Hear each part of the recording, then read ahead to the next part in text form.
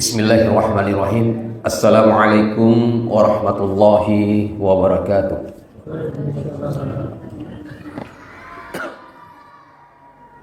Alhamdulillahilladzi ja'ala as-siyam junnatan alladzi yastajinnu bihal 'abdu yaumal qiyamah. Asyhadu an la ilaha illallah wahdahu la syarika lah wa asyhadu anna Muhammadan 'abduhu wa rasuluhu wa la nabiyya ba'dah.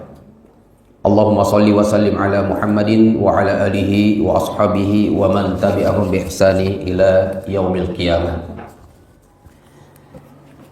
Jamaah salat maghrib wal isya yang dimuliakan oleh Allah Subhanahu wa taala. Kita bersyukur kepada Allah Subhanahu wa taala di malam ini kita masih diberikan oleh Allah kekuatan iman dan Islam. Dan mudah-mudahan Allah Subhanahu wa taala memanjangkan umur kita senantiasa di atas ketaatan dan keistiqomahan melakukan syariat Allah Subhanahu wa taala sehingga itu menjadi jalan kita berhak mendapatkan syurga Allah Subhanahu wa taala. Kemudian salawat serta salam selalu kita curahkan kepada Nabi besar kita, Nabi yang mulia, Nabi agung Muhammad sallallahu alaihi wasallam yang merupakan panutan suri tauladan yang patut kita teladani, yang patut kita contoh baik dari segi ibadah khususnya dan juga untuk kehidupan duniawiyah kita. Mudah-mudahan kita selalu menjaga sunnah-sunnah yang telah Rasulullah SAW contohkan kepada kita dan yang telah diajarkan kepada kita semua. Bapak Ibu, ikhwan dan akhwat, anak-anakku sekalian yang dimuliakan dan berbahagia, kita lanjutkan pembahasan kita terkait dengan amaliyah-amaliyah Ramadan, amalan-amalan terkait atau seputar Ramadan. Dan malam ini kita masuk pada bagian yang ke-9, yaitu golongan yang wajib berpuasa. Ya, golongan yang wajib berpuasa. Dan sebelum saya lanjutkan, saya akan sampaikan, insya Allah saya punya buku yang saya susun sendiri, dan itu insya Allah saya akan hadiahkan kepada yang paling lengkap catatannya, ya. Dan itu terkhusus untuk malam ini saja, tidak perlu dilihat yang ke belakang. Untuk malam ini itu ada sekitar 180 halaman kalau tidak salah, tapi berbahasa Arab. Ya, berbahasa Arab tapi mudah karena kaidah nahwu dan sorof. Jadi mungkin ada thalib di sini, santri atau mahasiswa yang punya dasar basic bahasa Arab atau sementara belajar bahasa Arab, itu sangat bagus. Ya, buku itu saya ringkas dari nahwu dan sorof dari 4 buku. Saya ambil rangkumannya sehingga menjadi buku, dan itu sudah terjual lebih 1000 ya buku. Nah, dan itu saya hadiahkan kepada siapa yang mau mencatat banyak-banyak ya. Bukunya biasa saja, tapi insya Allah ilmunya itu mengantarkan kita bisa membaca kitab gondolo ya, kitab botak, tidak ada rambutnya tapi bisa kita baca. Bapak Ibu sekalian, golongan yang wajib berpuasa ya, yang pertama adalah dia muslim, seorang muslim. Yang kedua berakal. Berakal itu artinya sehat ya, sehat bukan sehat badannya tapi mentalnya, sehat mentalnya, bukan orang gila, bukan orang stres. Mereka orang gila itu rufi al-qalam, mereka diangkat penanya, artinya tidak diwajibkan bagi mereka. Kemudian balik, anak-anak tidak diwajibkan, tetapi diperintahkan, diajarkan oleh orang tuanya.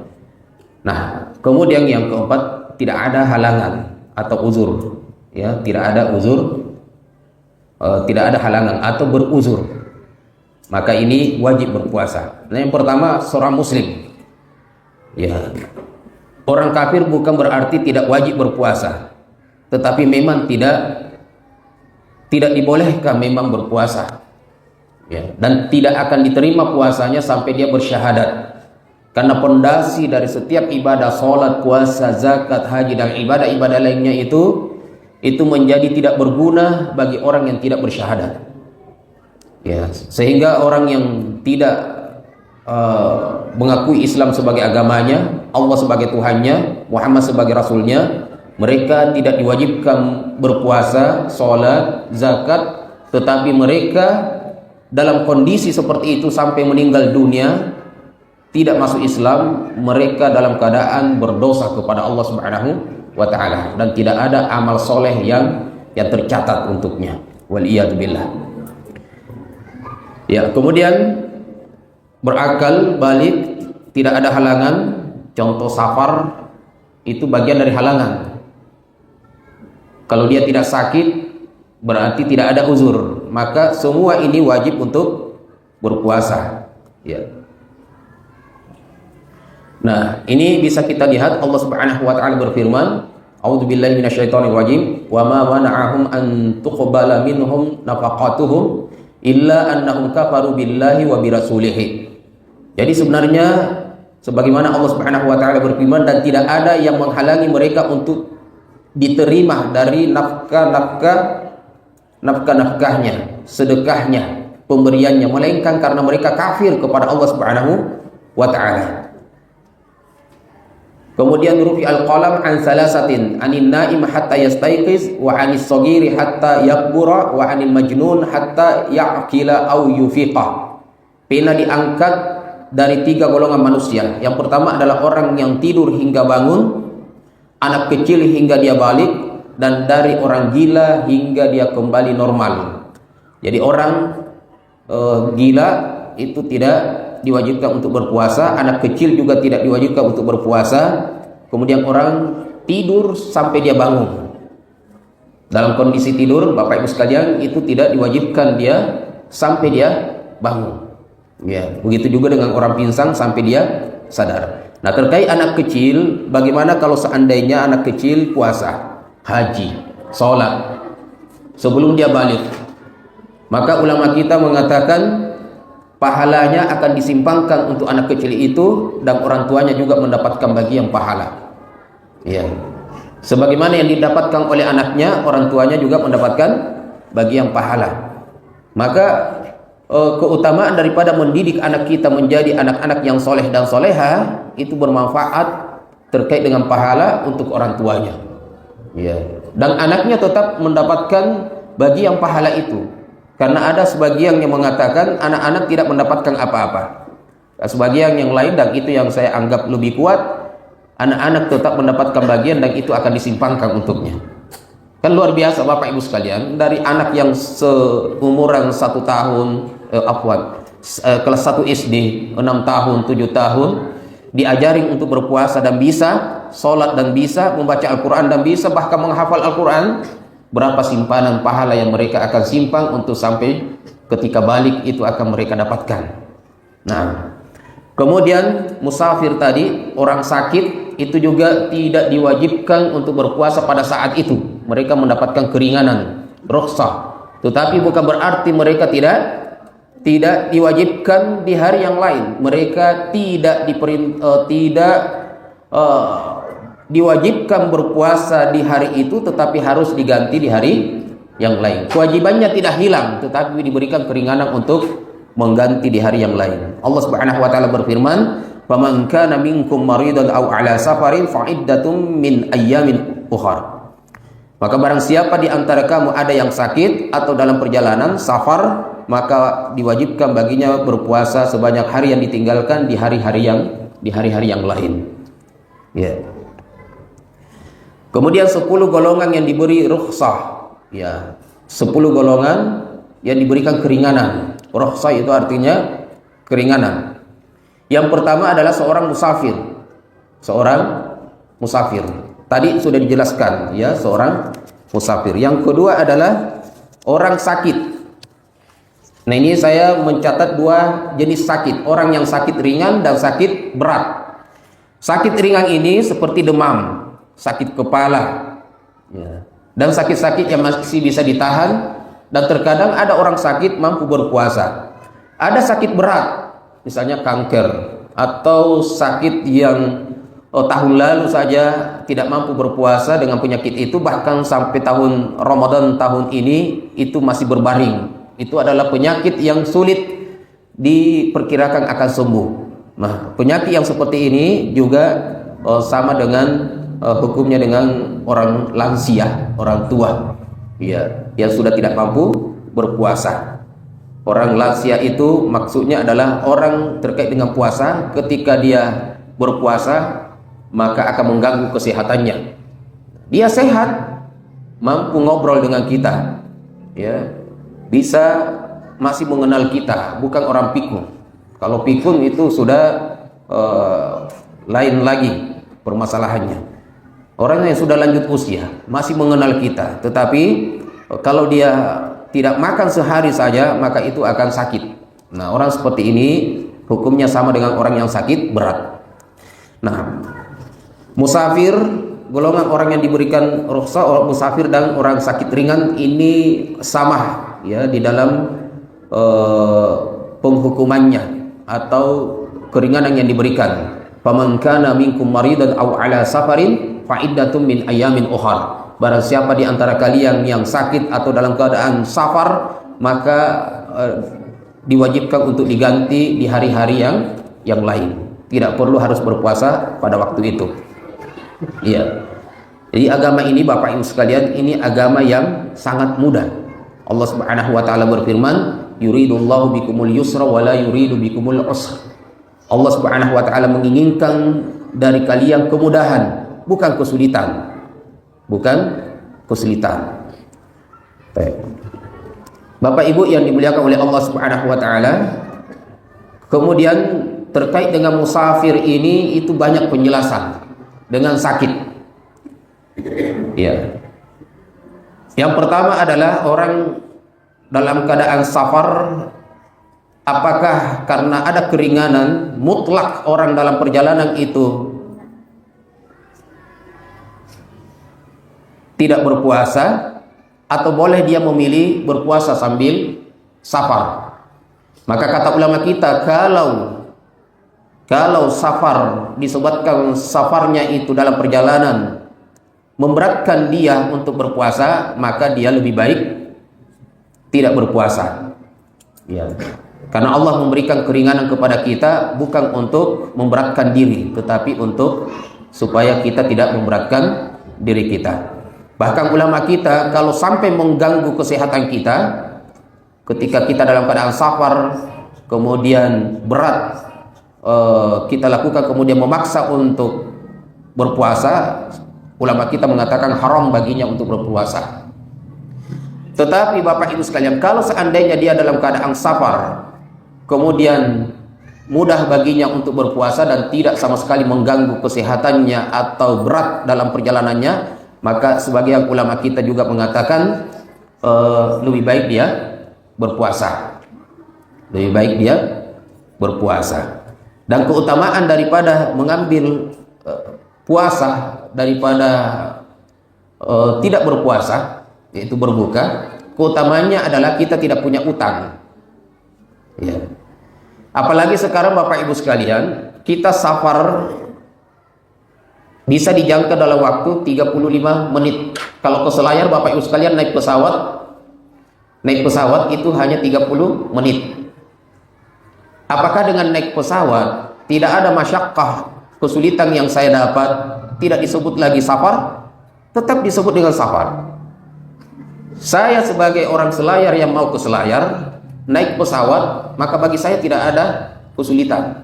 Maka saya akan pilih berpuasa.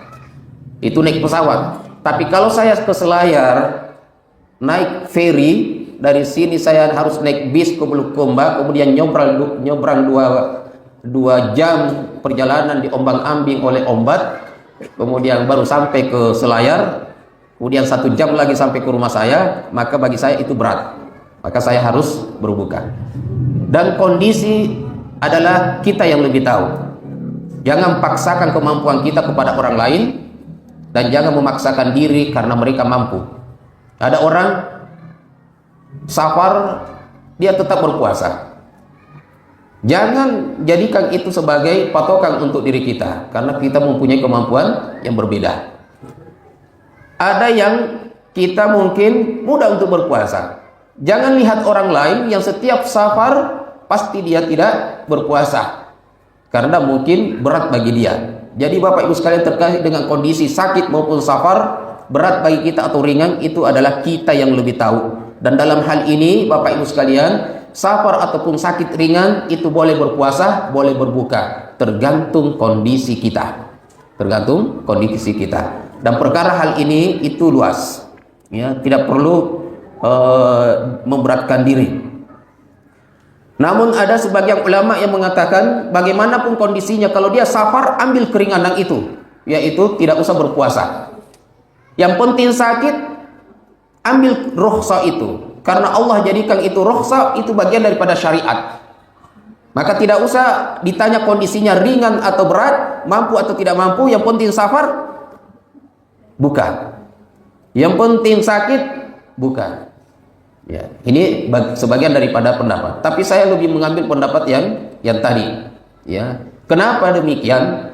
Karena tadi kalau kita tidak berbuka, itu akan mudah bagi kita untuk tidak qada, tidak ada utang. Yang kedua,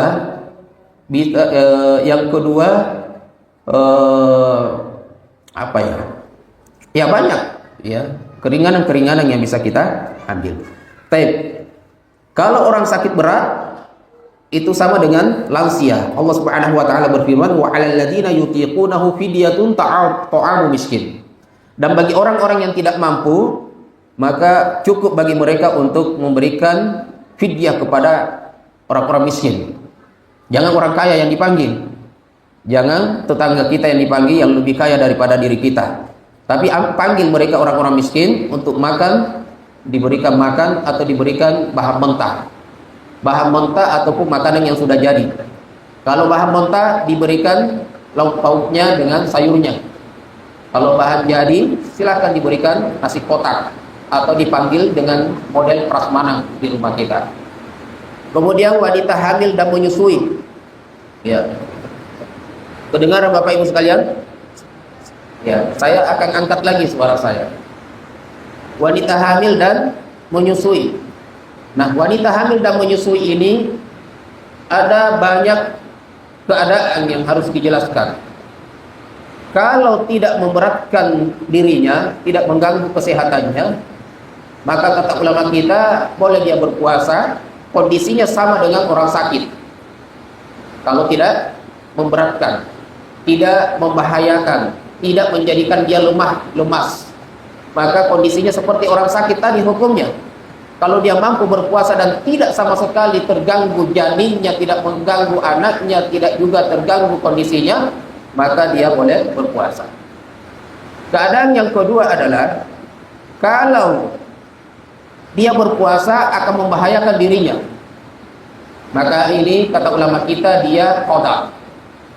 Ya, di hari di mana dia tidak mampu, dia mengganti qada. Keadaan yang kedua, kalau membahayakan anaknya, maka kata ulama kita pada tiga keadaan, ya, pada tiga hal. Yang pertama adalah boleh dia qada, boleh dia fidyah, dan pendapat yang ketiga dia membayar qada dan fidyah. Ini kalau wanita hamil dan menyusui. Kalau dia puasa akan membahayakan dirinya atau membahayakan anaknya. Kalau membahayakan dirinya saja, maka qada. Hukumnya sama dengan orang sakit, tidak ada bayar fidyah. Tapi kalau membahayakan untuk janinnya, maka hukumnya berbeda. Ada yang mengatakan sama dengan puasa orang sakit, yaitu qada. Yang kedua ada yang mengatakan cukup membayar fidyah saja, dan ada yang mengatakan dia mengambil dua hal, qada sambil fidyah. Tetapi mayoritas ulama mengatakan cukup membayar fidyah. Itu kalau berat sekali. Tapi kalau beratnya tidak terlalu, katanya kalau membahayakan anaknya dan itu bukan sepanjang 1 bulan, maka qada. Tetapi sepanjang sebulan berbayar fidyah. Ya. Kalau tidak mampu berpuasa sebulan penuh, maka cukup membayar fidyah. Wa 'alal ladzina yutiqunahu fidyatun ta'amu miskin. dia masuk dalam golongan orang yang tidak mampu. Hukumnya sama dengan lansia dan orang sakit berat. Nah, wanita haid dan nifas juga ya sama dengan ketika dia haid, maka dia boleh berbuka sampai haidnya berhenti. Sampai haidnya berhenti. Kalau haidnya berhenti, ya, haidnya berhenti di malam hari, subuh hari misalnya, sebelum terbit fajar, maka dia wajib berpuasa setelah fajar. Walaupun dia belum mandi wajib. Walaupun dia belum mandi wajib. Boleh dia mandi wajibnya setelah fajar. Karena dia sudah berhenti haid sebelum terbit fajar. Maka setelah fajar dia wajib menunaikan puasa hari itu. Tapi kalau setelah fajar beberapa menit atau setengah jam atau 1 jam masih haid, 1 jam kemudian sudah berhenti haidnya, maka tetap dia tidak diwajibkan berpuasa.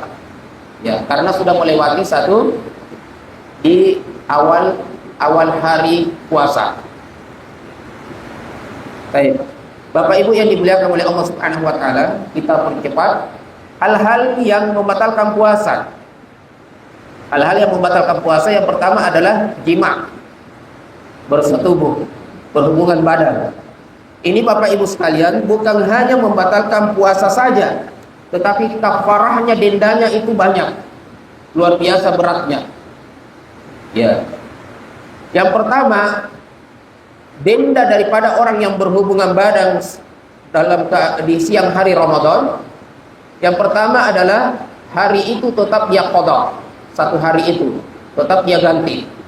Yang kedua, kafarahnya adalah dia harus membebaskan budak.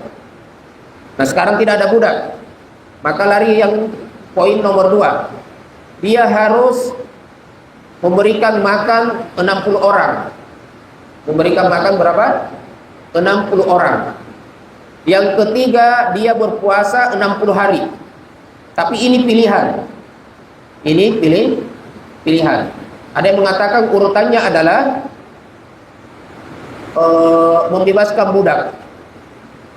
Kalau ini tidak mampu, maka dia berpuasa 60 hari berturut-turut. Dan kata ulama kita, kapan dia berhenti di perjalanan, maka dia harus ulangi lagi. Ya. Anggaplah sudah berjalan 29 hari, 28 lah, karena 1 bulan ada yang 29, 28 hari. Kemudian di ke-29 dia tidak berpuasa, lalai, maka dia harus mengulangi lagi hari pertama besok.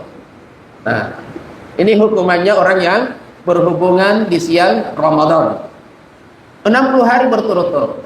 Kalau ini tidak mampu, maka dia memberikan makan 60 orang. Dan saya yakin kalau orang kaya ini mampu.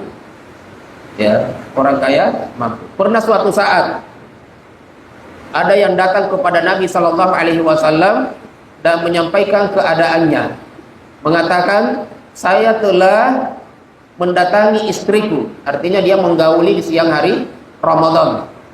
Halaktu ya Rasulullah, saya binasa, telah mendatangi istri saya, sedangkan mereka berdua dalam keadaan berpuasa.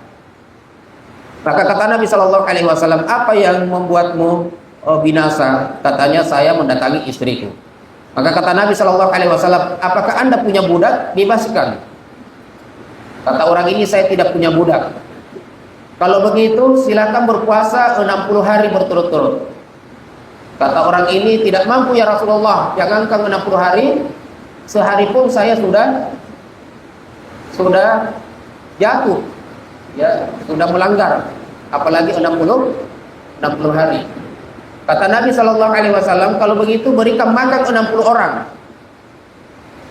Maka bertanya orang ini, ya Rasulullah, apakah saya beri makan kepada orang yang paling miskin? Kata Nabi, iya.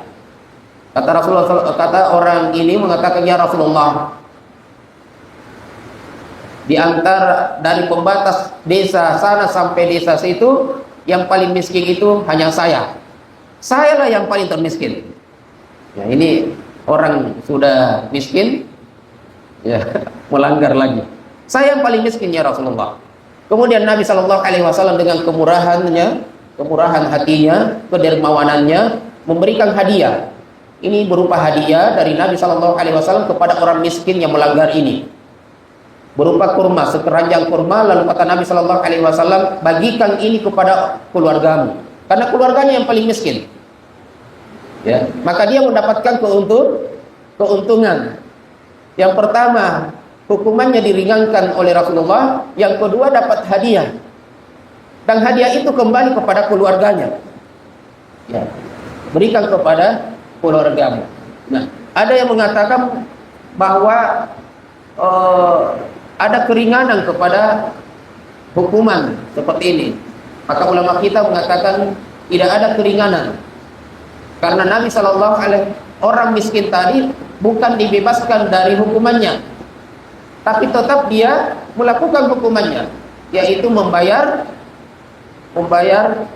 memberikan makan kepada 60 orang miskin, ya, orang miskin.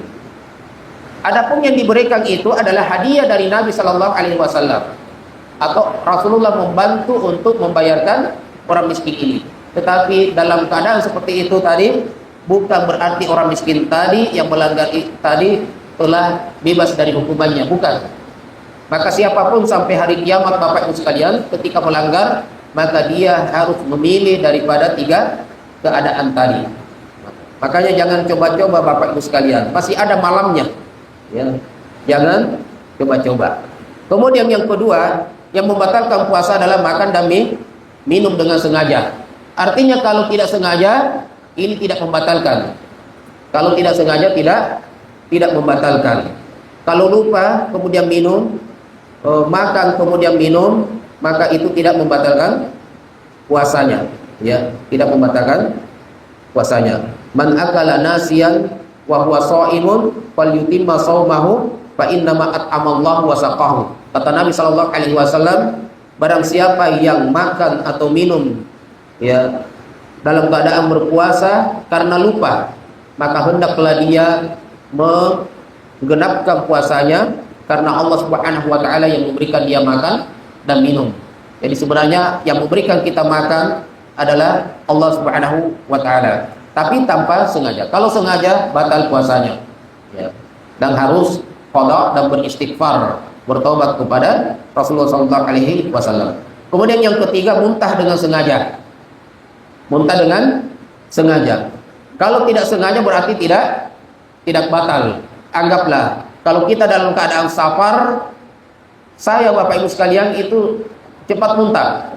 Kalau saya dari Goa ke naik angkot, dari Goa, kalau ini naik angkot ya.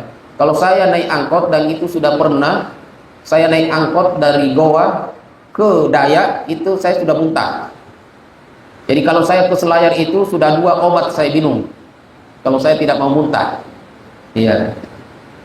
Nah, makanya kalau Ramadan itu saya mau safar itu saya sudah minum obat sebelum fajar, karena saya tidak bisa. Ya. Nah, kalau kita dalam perjalanan, karena ini bukan safar. Dari Sumbu Minasa ke Dayak itu bukan safar.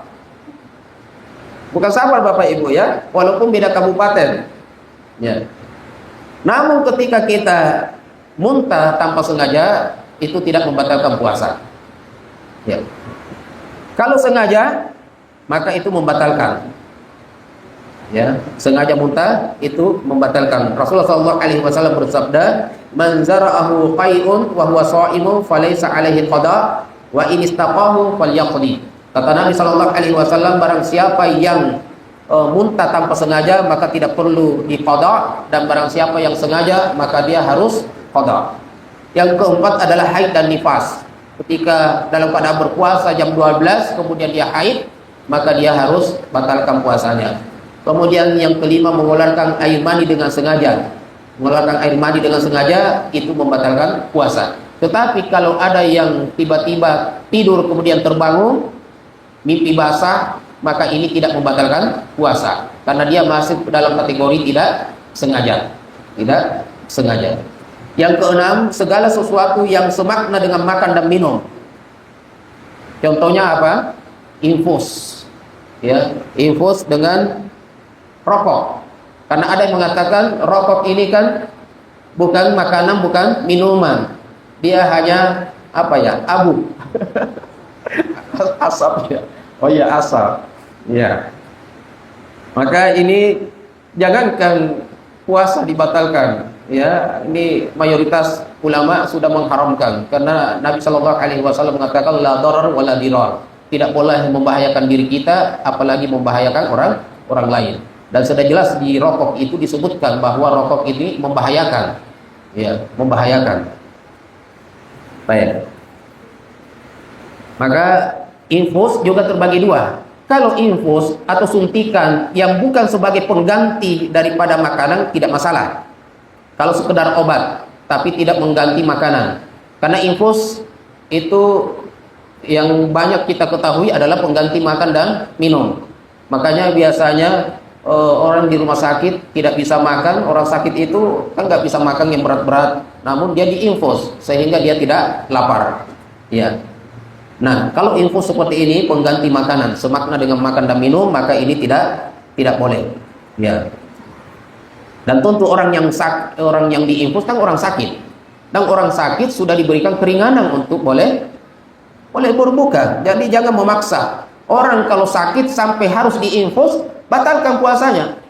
Jangan mengatakan kan diinfus saja sebentar, pasti tidak lapar ya. Enggak, justru infus itu adalah makanan. Baik. Kemudian niat berbuka. Nah, ini hati-hati, jangan main-main. Ya. Di siang hari Ramadan niat berbuka. Tapi kalau hanya melafazkan niat karena dihafal, mau dihafal niatnya misalnya niat berbuka, nggak ada masalah. Tapi kalau niat dalam hati memang niat ingin berbuka, walaupun tidak makan dan minum batal puasanya. Ya, walaupun tidak makan dan minum batal puasanya. Makanya Bapak Ibu sekalian, ketika terbenam matahari dan kita tidak mendapatkan makanan dan minuman yang harus kita makan, maka cukup dengan niat itu sudah kita berbuka. Kemudian yang kedelapan adalah murtad dari agama Islam. Orang yang murtad keluar dari agama, pas hari itu juga dia telah batal puasanya. Nah, Bapak Ibu yang dimuliakan oleh Allah Subhanahu wa taala, hal-hal yang tidak membatalkan puasa. Nah, ini yang sering ditanyakan, bagaimana dan ketika saya mandi apakah membatalkan? Bagaimana kalau saya berkumur-kumur membatalkan? Bagaimana kalau saya sikat gigi apakah membatalkan? Nah, ini penting Bapak Ibu sekalian, jangan memberatkan diri. Ya, orang yang berpuasa itu aroma mulutnya itu sudah aneh-aneh, apalagi tidak mau sikat gigi. Sikat gigi Bapak Ibu sekalian, jangan ditambah. Ya. Baik, hal-hal yang tidak membatalkan puasa. Yang pertama, memasuki pagi hari dalam keadaan junub. Ya, kita masuk di pagi hari dalam keadaan junub dari semalam. Ya, misalnya ada yang berhubungan semalam, kemudian dia perkirakan dia akan mandi wajib sebelum sahur, ya kan? Sebelum sahur. Tapi ternyata terbangun jam 6 pagi, sahur pun tidak, apalagi mandi wajib. Maka dalam keadaan seperti ini Bapak Ibu sekalian, silahkan mandi wajib di jam itu, kemudian jangan makan sahur lagi. Ya, silakan mandi wajib kemudian sholat subuh. Ya, karena ini dibawa dari malamnya. Tapi kalau setelah sahur kemudian setelah sholat subuh baru berhubungan badan, nah ini kafarah. Ya. Yang kedua adalah mencium pasangan tanpa syahwat. Ya. Poin yang pertama itu Nabi pernah terjadi kepada Nabi. Tidak perlu saya sebutkan, waktu kita sangat singkat.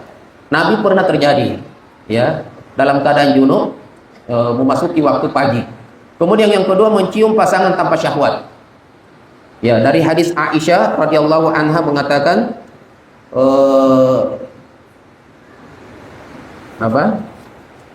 bahwa Nabi Shallallahu Alaihi Wasallam pernah mencium istrinya. Karena Nabi Shallallahu Alaihi Wasallam yuqabbil wa huwa shaim. Nabi Shallallahu Alaihi Wasallam pernah mencium istrinya dalam keadaan berpuasa. Wa yubashir wa huwa shaim, dan pernah mencumbu bermain dengan istrinya dalam keadaan berpuasa. Walakinna kana amlakakum li irbihi. Tapi Nabi Shallallahu Alaihi Wasallam adalah orang yang paling apa? Bisa menahan nafsunya. Artinya adalah mencium pasangan kita boleh-boleh saja, dengan catatan kita bisa menjaga nafsu kita. Khawatir melalui muqaddimah yang seperti ini, itu melalui sambutan-sambutan itu, sehingga jatuh dalam hal yang berhubungan, yang itu kita harus membayar kafarah, ya. Maka jangan membuat sambutan-sambutan. Baik. Tapi kalau sekedar mencium istrinya kemudian pergi bekerja, mencium keningnya, itu semua tidak membatalkan puasa. Kemudian yang ketiga, bahkan di sini kalau kita membaca dalam Syarah Bulughul Maram, itu ditafsil, dijelaskan oleh ulama kita. Ada yang mengatakan mutlak haram untuk kita, karena kita bukan nabi katanya. Yang kedua makruh. Yang ketiga boleh bagi orang yang sudah tua dan makruh bagi yang masih muda-muda. Nah, ya. Jadi yang sudah tua-tua itu boleh mencium pasangannya dalam keadaan berpuasa, tapi yang tua-tua makruh. Ya, makruh artinya tidak diharamkan, tidak membatalkan, tapi makruh. Yang ketiga boleh saja, dan ini pendapat yang kuat. Boleh-boleh saja seluruh kaum muslimin, boleh-boleh saja tua maupun muda, ya, asalkan dia mampu menjaga nafsunya. Kemudian mandi dan berenang, ini enggak ada masalah. Mandi berenang, ya, berdingin-dingin di bawah AC, ya, itu enggak ada masalah, tidak membatalkan puasa, ya. Tapi jangan tongi tidak keluar dari kamar mandi, ya. Karena kata ulama kita, kalau sudah lebih banyak di air daripada di atas air, di dalam air lebih banyak daripada di atas air, maka ini hukumnya makruh. Artinya mandi sekedarnya saja. Waktu mandi, maka kita mandi. Ya, seperti itu saja. Atau dalam keadaan sangat terasa panas sekali, nggak ada masalah kita mandi. Tapi jangan terlalu berjam-jam. Kemudian yang keempat, berkumur-kumur ringan. Artinya jangan terlalu keseringan berkumur-kumur. Artinya dalam keadaan kita membutuhkan berkumur-kumur, silahkan. Ya, karena tidak membatalkan puasa. Kenapa tidak membatalkan? Karena ini adalah bagian daripada wudhu. Ketika kita berwudhu, kita harus berkumur-kumur, dan sholat itu dilewati ada 3 waktu kita berpuasa. Yang pertama adalah subuh, yang kedua adalah zuhur, yang ketiga asar. Yang pasti kita berwudhu dan di dalamnya ada kumur-kumur. Ya. Kemudian mencicipi makanan untuk kebutuhan tidak masalah, yang penting tidak ditelan, tidak melewati tenggorokan. Ya. Kalau sudah melewati tenggorokan, walaupun bisa dinaikkan lagi, itu tetap membatalkan puasa. Ya, walaupun bisa dinaikkan lagi, tapi sudah lewat tenggorokan, itu tidak, itu membatalkan. Tapi selama hanya menyicipin untuk mengetahui rasanya, maka itu tidak membatalkan puasa. Ya. Yang keenam, berbekam bagi yang tidak khawatir lemah, berbekam, karena banyak yang tidak tahu bekam apa Ibu sekalian. Ya, dikeluarkan darahnya. Ada bekam basah, ada bekam kering. Bekam kering itu tidak disodot darahnya, kalau bekam basah itu dikeluarkan darahnya. Dan itu disunahkan kalau bisa sering-sering bekam. Ya, sering-sering berbekam. Dan itu mengeluarkan penyakit Bapak Ibu sekalian, karena yang keluar adalah darah kotor. Darah kotor yang sudah beku. Itu Bapak Ibu sekalian coba disilet tangannya, keluar darah segar itu.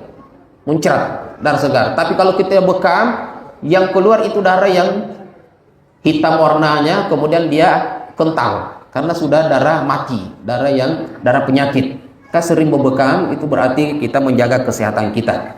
Nah, ini membatalkan? Tidak, selama tidak menjadikan kita lemah. Karena ada Bapak Ibu sekalian, kondisi kita berbeda-beda. Ketika dibekam menjadi lemah, menjadikan dia pingsan atau mendatangkan penyakit baru. Maka kita lihat kondisi kita. Bagi yang sudah terbiasa bekam tahu kondisinya. Tapi bagi yang belum pernah bekam, kalau bisa sebelum puasa coba dulu 1 kali bekam supaya tahu kondisinya. Tapi intinya adalah tidak membatalkan puasa, ya, selama itu tidak menjadikan kita lemah. Yang ketujuh adalah bersiwak. Ya, ini bersiwak karena di zaman Nabi hanya ada siwak, dan itu sikat gigi sekarang itu dikiaskan kepada siwak. Namun kata ulama kita, ada yang mengatakan dengan ini dua hal yang berbeda. Karena siwak itu tidak punya rasa yang keras, sedangkan sikat gigi itu punya rasa yang sangat keras, sehingga sebagian dengan kehati-hatiannya itu melarang secara mutlak di siang hari. Kalau mau sikat gigi itu setelah kita makan sahur dan setelah kita makan buka puasa. Kalau di siang hari secara mutlak dilarang. Tapi intinya boleh, ya. Yang penting kita jangan pilih yang kira-kira sangat keras segarnya. Ya, cari nih yang ini, kayaknya Pepsodent ya biasa-biasalah. Ya, atau mungkin yang ada herbal, ya. HNI itu ada. Ya, bagus itu, rasanya enggak terlalu ini keras, yang punya hepai. Ya. Kemudian donor darah juga tidak membatalkan selama tidak membuat kita lemah. Tapi kalau donor darah 1 liter keluar kemudian kita lemah, pingsan, maka itu tidak boleh. Ya. Tetes mata dan seterusnya. Menelan ludah juga tidak masalah karena ludah dari bawah bukan dari luar. Namun jangan sengaja dikumpulkan ludahnya baru ditelan. Ini membuat penyakit. Ya, apalagi sudah berbentuk dahak, dibulat-bulatin di mulutnya. Gitu. Nah, ini tidak boleh, ya. Ya. Kemudian karena ludah ini nggak bisa di ini. Bapak Ibu sekalian, setiap detik kita menelan ludah. Nah, ini tidak membatalkan. Syarat pembatal puasa yang pertama adalah mengetahui hukumnya. Ya. Kapan puasa itu dianggap batal? Kalau kita tahu hukumnya. Artinya kita tahu ini pembatal puasa, kemudian kita lakukan. Tapi kalau tidak tahu kemudian jatuh ke dalamnya, itu dikatakan sebagai orang yang al-uzru bil jahli. Ya, dia dikenakan uzur karena ketidaktahuannya. Tapi uzur bil jahli ini juga dua pendapat dari ulama. Ada yang tidak menerima uzur bil jahil. Karena sekarang tidak ada lagi jahal. Masalah syariat ini sudah menyebar. Kalau ada yang jahil tentang syariat Allah, maka itu hukuman untuk dirinya karena tidak mau belajar. Pembatal misalnya pembatal puasa dia tidak tahu kemudian jatuh ke dalamnya, maka sebagian ulama menghukumi tidak masalah kalau dia tidak tahu hukumnya, tetapi sebagian ulama tetap mempermasalahkan, tidak diterima uzurnya karena tidak ada lagi uzur. Sekarang ini sudah menyebar. Yang masalahnya kenapa kita tidak tahu itu pembatal puasa? Berarti kita yang tidak mau belajar, maka itu hukuman untuk dia. Nah, yang kedua adalah dalam keadaan ingat. Artinya kalau kita lupa seperti tadi, barang siapa yang makan dan minum dalam keadaan lupa, maka itu tidak batal puasanya. Tapi kalau ingat, tahu dia puasa, kemudian pura-pura lupa. Nah, ini yang kita puasa untuk siapa? Allah mengetahui kita, Bapak Ibu sekalian. Ya, bukan mengetes orang tua kita. Makan di kamar, kemudian keluar berpura-pura paling lemas, padahal sudah kenyang 2 piring. Iya. Kemudian sengaja. Artinya kalau kita tidak sengaja, misalnya kita berenang tiba-tiba masuk air ke tenggorokan, itu tidak sengaja. Ya. Atau tiba-tiba misalnya kita lagi menganga, tiba-tiba makanan masuk sampai ke perut kita. Ini contoh. Ada hal-hal yang kita tidak sengaja, sampai orang mengatakan makan dan minum sampai apapun itu, intinya yang kita tidak sengaja maka itu tidak batal. Nah, adab-adab puasa yang pertama adalah selalu memperbaharui niat. Sebelumnya kita sudah jelaskan, ya, boleh diniatkan setiap malam, boleh juga di awal Ramadan. Saya selesaikan dulu mungkin ini, baru kita azan. Selalu memperbaharui niat. Ya, memperbaharui niat. Saya yakin Bapak Ibu sekalian, mazhab Syafi'i lebih banyak di sini. Kalau Syafi'i itu setiap malam, dan berniat itu sangat mudah karena tidak usah dilafazkan, yang penting hadir dalam hati kita. Kemudian makan sahur, ini adalah sunnah. Tasahharu fa inna fis sahuri barakah. Makan sahurlah karena di dalamnya ada keberkahan. Apakah boleh saya tidak makan sahur? Nggak ada masalah. Hukumnya makan sahur itu sunnah, bukan wajib. Cuma makan sahur kelebihannya kita kuat untuk menjalankan puasa. Yang ketiga, tidak melakukan perbuatan sia-sia. Seperti hadis yang kita sebutkan, berapa orang yang berpuasa tapi tidak mendapatkan pahalanya karena melakukan perbuatan sia-sia. Yang keempat adalah memperbanyak sedekah. Ini adalah karena setiap apa yang kita lakukan setiap kebaikan itu akan dilipat gandakan minimal 10 kali lipat sampai 700 kali lipat. Yang kelima, membaca Al-Quran. Olehnya itu Ramadan disebut dengan Syahrul Quran. Nah, betul kita manfaatkan. Kalau kita tidak terbiasa membaca Al-Quran di luar bulan suci Ramadan, minimal di bulan Ramadan ini kita baca Quran. Jangan sampai lebih banyak hewan-hewan kecil yang membaca Al-Quran daripada kita. Ya. Ada yang membaca Al-Quran hanya di bulan suci Ramadan. Mudah-mudahan kita tidak. Tetap kita baca di luar bulan suci Ramadan. Yang keenam, menyegerakan berbuka dan berdoa. Ya. Jangan sok kuat, karena ini syariat, harus ditutup dengan buka puasa. Jangan kita sok kuat mengatakan saya kuat sampai jam 12 tidak makan. Ini syariat, bukan mau kuat-kuatan tidak makan dan minum. Kalau kuat-kuatan tidak makan dan minum, tidak usah berniat, tidak usah namakan puasa. Kalau mau namakan puasa, buka dengan sahur, tutup dengan buka puasa di terbit fajar sampai terbenam matahari. Ya, matahari. Kemudian sholat tarawih dan witir. Ya, lakukan sholat tarawih dan witir. Tidak sempurna, walaupun sah puasanya, kalau dia tidak sholat tarawih, apalagi tidak sholat berjamaah. Kemudian dan sholat tarawih ini saya tekankan, banyak saudara-saudara kita keluar setelah tarawih dan tidak witir. Iya Bu, boleh, tetapi lebih afdal ambil witirnya, karena ada satu keutamaan kata Nabi Shallallahu Alaihi Wasallam terkait dengan sholat tarawih ini, sholat bersama imam. Kata Nabi Shallallahu Alaihi Wasallam, "Man qama ma'al imam hatta yang shorifa kutiba lahu qiyamul lail." Barang siapa yang sholat malam, sholat qiyamul lail, sholat tarawih bersama dengan imam sampai imamnya berhenti, tetap dia ikuti sampai imamnya selesai, maka dia dicatat seperti orang yang sholat malam sepanjang malam. Tapi kalau kita berhenti di sholat tarawih kemudian kabur di witir dengan alasan saya mau tambah di rumah, maka ini kita kehilangan keutamaan tadi, seperti orang yang sholat malam sepanjang malam. Nah, saya jelaskan bagaimana kalau seandainya saya mau sholat malam, mau saya tambah 8 rakaat, ini saya mau tambah, boleh atau tidak? Boleh, walaupun kita sudah witir. Karena banyak Bapak Ibu sekalian, kenapa dia kabur? Karena dia mau tambah, lalu dia tutup dengan witir.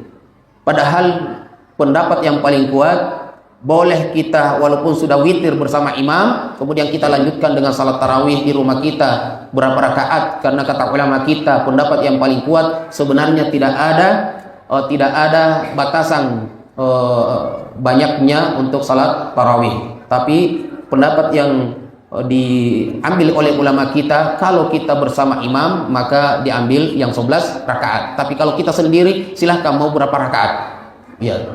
Nah, boleh Bapak Ibu sekalian, tapi kita tidak perlu witir lagi. Kata Nabi, la witrani fi lailah wahidah. Tidak boleh 2 kali witir dalam satu malam. Kalau kita sudah witir bersama imam karena kita mau mendapatkan fadilah, keutamaan daripada bersama imam salat malam, maka kita lakukan itu sampai selesai witir.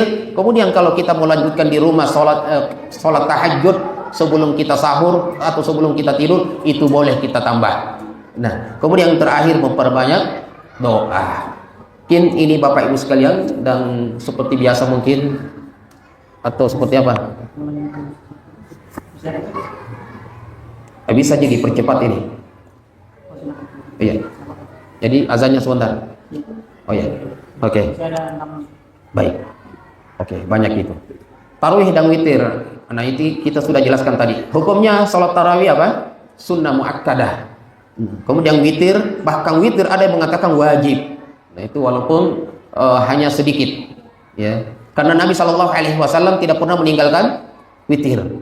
Nah, Bapak Ibu sekalian, kalau mau mengamalkan ini tidak pernah meninggalkan witir, walaupun kita tidak sholat tahajud sebelum kita tidur, maka sholatlah 1 rakaat, atau ambil 2 rakaat tahajudnya, sholat malamnya ditambah 1 witir. Ini di luar Ramadan. Kemudian bilangan rakaat dan tarawih dan witir, seperti yang saya katakan tadi, tidak ada batasan banyak, dan paling sedikit untuk sholat malam tahajud 2 rakaat, kemudian witir 1 rakaat.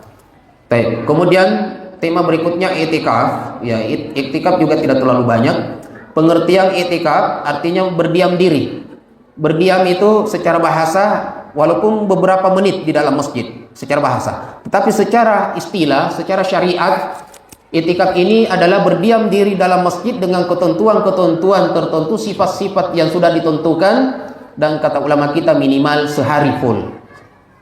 Sehari full. Kalau i'tikaf Ramadan sehari full. Ya, kalau kita tidak ambil malamnya, kita ambil siangnya. Baik. Kemudian hukum i'tikaf juga sunnah, ya. Waktu masuk dan keluarnya i'tikaf. Nah, kapan? Kapan i'tikaf itu? Di awal Ramadan atau di tengah Ramadan? Di akhir, ya. Baik, ada yang pernah saya tanya, saya bilang, rukun Islam berapa? 7 atau 8? 7 Ustaz. Saya bilang salah, 8 Ustaz. Karena jawabannya tidak ada di pilihan. Ya, kita mau ngetes kemampuannya, ternyata ngekor. Ya, i'tikaf. Pengertian i'tikaf, hukum i'tikaf. Waktu masuknya i'tikaf kapan? Pertama, dia di akhir Ramadan. Yang kedua, kalau kita ada 2 cara masuknya. Yang pertama adalah di 20 Ramadan, sebelum maghrib kita masuk. Besok 21. Malam ini malam ke-21 sebelum maghrib kita masuk. Itu yang pertama. Kalau kita tidak mampu di situ, maka kita masuk di 21 Ramadan fajar. Kita masuk fajar. Karena i'tikaf itu 2, Bapak Ibu sekalian, entah kita i'tikaf di malamnya atau i'tikaf di siangnya. Maka kita mulai, kalau kita mau malamnya, kita mulai malamnya, maka masuk sebelum maghrib. Kalau kita mau mulai siangnya, maka kita masuk sebelum fajar. Ya. Maka sahurnya di situ tempat i'tikaf. Kemudian kapan keluar? Keluarnya adalah setelah kita sudah diumumkan besok Idul Fitri, baru boleh keluar. Jadi 10 malam terakhir. Besok 1 Syawal, di situ baru boleh keluar. Dan lebih utama sholat Id bersama dengan jamaah di masjid itu. Itu lebih utama. Tapi kan kita mau pulang ke rumah, ya, mempersiapkan, apalagi rata-rata mungkin khutbah Id. Tidak jadi khutbah itu. Ya. Kemudian syarat sahnya i'tikaf. Ya, banyak syarat sahnya i'tikaf Bapak Ibu sekalian, ya. Baik.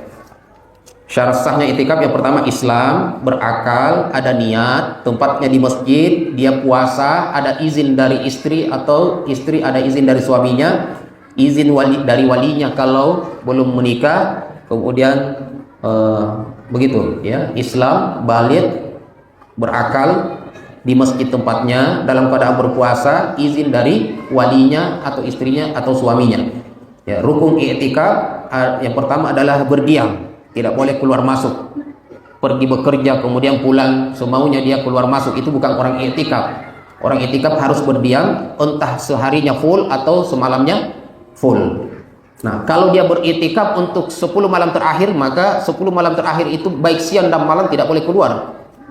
Tidak boleh keluar. Kecuali dengan ketentuan-ketentuan darurat, seperti makan dan minum. Makan dan minum maksudnya ini keluar dari masjid, karena di teras masjid misalnya, atau di belakang kalau kita ada di belakang. Kalau i'tikaf ini bagus sekali. Kita sholatnya di sini, tidurnya di belakang. Di antara adab dan sunnahnya kita membuat hibah, kamar-kamar kecil. Setiap orang punya hibah sendiri, kamar sendiri. Nah, itu bagian daripada sunnah. Kemudian menjauhi jima, tidak boleh jima. Menjauhi dosa besar, dia harus muslim, berakal, suci dari haid. Pembatal i'tikaf keluar tanpa kebutuhan darurat, kemudian berhubungan badan, atau dia sudah murtad, atau dia tiba-tiba gila, atau haid, maka orang yang seperti ini boleh keluar dari i'tikaf. Ya, saya ini ya, tancap aja dulu. Mengapa disebut dengan Lailatul Qadar? Ini kita sudah bahas, ya, malam kemuliaan. Ya, apa keutamaan Lailatul Qadar? Kita sudah bahas juga, yaitu lebih baik dari 1000 bulan. Ya, kapan waktu Lailatul Qadar? Lailatul Qadar ini berganti-ganti setiap tahun. Ada kata ulama kita, ada yang mengatakan bisa jadi setiap malam ke-25. Tapi intinya Lailatul Qadar akan turun Bapak Ibu sekalian di malam-malam ganjil. Kalau bukan 21, 23, 25, 27 atau 29. Tapi kenapa Allah Subhanahu wa taala tidak menentukan saja di malam ke-27? Ya. Malam ke-27. Tujuannya adalah agar kita semangat mencarinya seluruh malam di malam terakhir itu. Nah, di malam terakhir itu. Jangan kita hanya mencari di malam ke-27. Dan ada hadis pernah turun di malam ke-27 dan ulama kita mengambil dalil itu mengatakan lebih banyak turunnya itu di malam di malam ke-27. Tapi jangan kita menspesialkan i'tikaf hanya di malam ke-27. Baik, apa tanda-tanda Lailatul Qadar? Tanda-tandanya di malam hari itu segar. Malam harinya itu segar. Kalau misalnya di daerah-daerah yang panas itu tidak panas. Kalau di Afrika panas, di Arab panas, itu menjadi tidak panas. Kalau di daerah-daerah yang dinginnya luar biasa, bersalju, pada malam hari itu tidak dingin. Ya, itu tanda malam. Di siang harinya cerah. Cerah, kemudian matahari itu ada tanda-tanda dari matahari yang tidak biasa.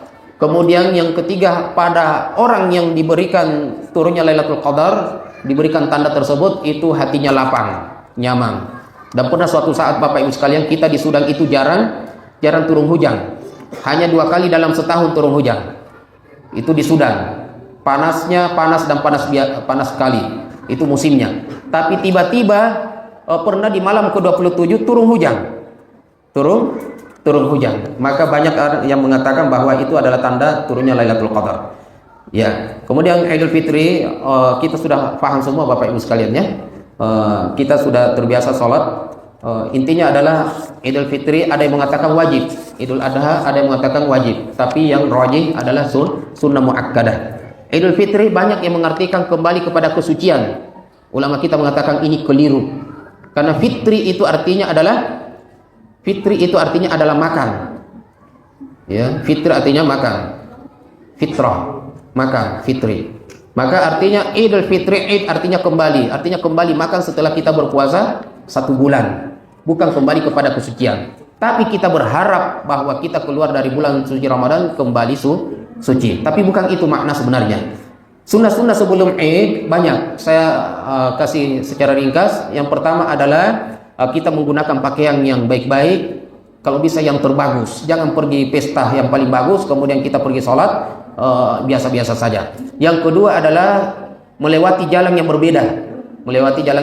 Pergi kemudian pulang. Ini pentingnya kita langsung mengunjungi saudara kita. Kemudian yang ketiga adalah ketika Idul Fitri kita disunnahkan untuk makan sebelum kita berangkat.